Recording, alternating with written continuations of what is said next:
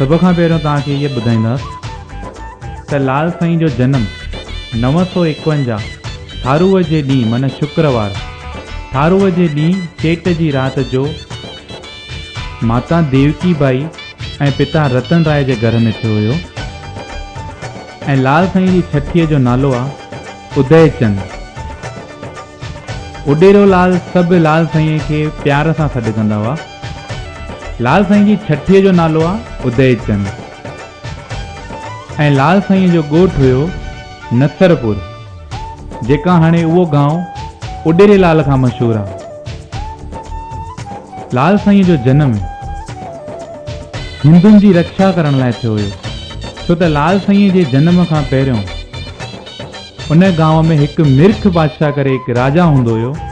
उहो राजा हिंदुनि जे मथां अत्याचार कंदो हुयो, त सभई सिंधी मिली करे लाल साईं जी दरिया वटि प्रार्थना कई वरुण देव खे। हुते का आकाशवाणी थी त रतन राय जे घर चेट जे ॾींहुं ऐं थारूअ जी राति जो हिकु औलाद पैदा थींदी, उहो तव्हांखे मिर्ख बादशाह मां आजो कंदो। थारूअ जो ॾींहुं ऐं चेट जी राति में 40 ॾींहं पिया हुआ, त सभिनी सिंधी मिली करे उहे 40 ॾींहं विर्त रखिया। इन खां पोइ लाल साईं जो जनम माता देवकी ऐं पिता रतन राय जे घर थियो।